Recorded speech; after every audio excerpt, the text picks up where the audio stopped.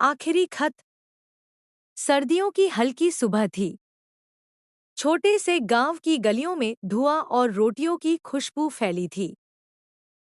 घर के आंगन में शारदा, एक 60 साल की माँ, चूल्हे पर गुड़ की रोटियां सेंक रही थी। हर रोज की तरह आज भी उसने एक टिफिन में 2 रोटियां रखीं और धीरे से बुदबुदाई, जब रिया आएगी तो यही रोटी खिलाऊंगी। रिया उसकी इकलौती बेटी थी।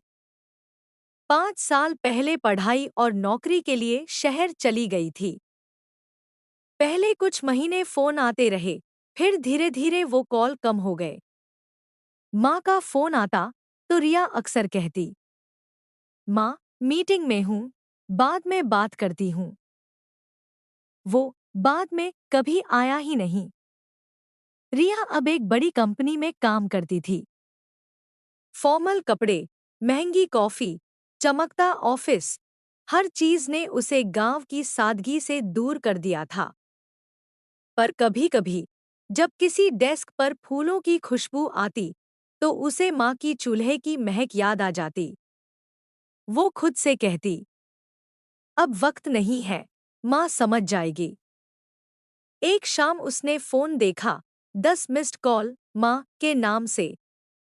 वो थक चुकी थी, बोली, कल कर लूंगी। और वो कल फिर कभी नहीं आया। गांव में शारदा ने चिट्ठियां लिखनी शुरू की। हर हफ्ते एक नई चिट्ठी। रिया, खाना खा लिया कर। अब ठंड बढ़ रही है, ऊनी स्वेटर निकाल लेना। तेरा पसंदीदा आम का अचार बना है, जब आएगी तब खिलाऊंगी। कभी जवाब नहीं आया। डाकिया आता, माँ मुस्कुराकर कहती, अगली बार रिया का खत जरूर लाना। उसकी आंखों में उम्मीद की लौ थी, जो हर गुजरते दिन के साथ धीमी होती जा रही थी।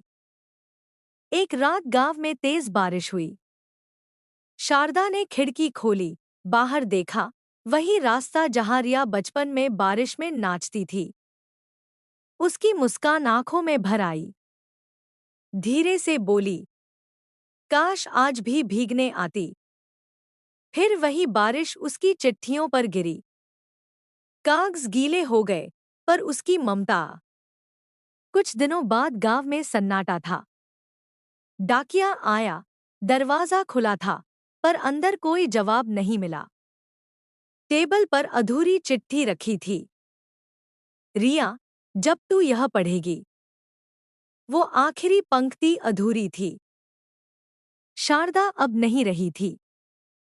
उसका दीपक जल रहा था और पास में वही टिफिन रखा था जिसमें गुड़ की रोटी सूख चुकी थी।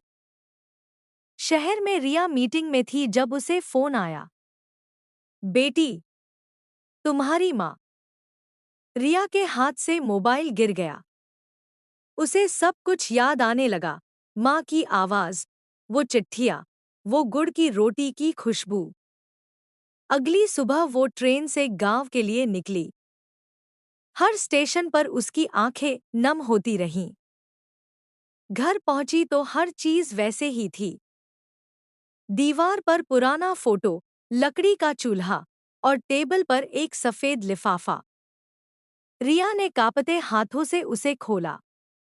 अंदर माँ का आखिरी खत था। रिया, जब तू यह खत पढ़ेगी, शायद मैं ना रहूं, पर मेरी दुआएं तेरे साथ हैं।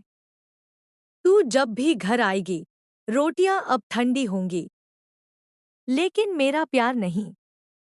रिया की आंखों से आंसू टपके और वो गुड़ की रोटी को अपने माथे से लगा ली।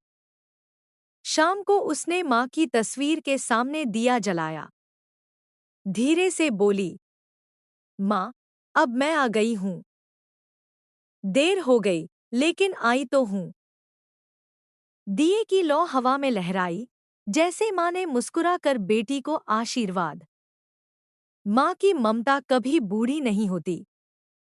उसे बस एक आवाज चाहिए, माँ, मैं ठीक हूँ। और वो सारी दुनिया भूल जाती है।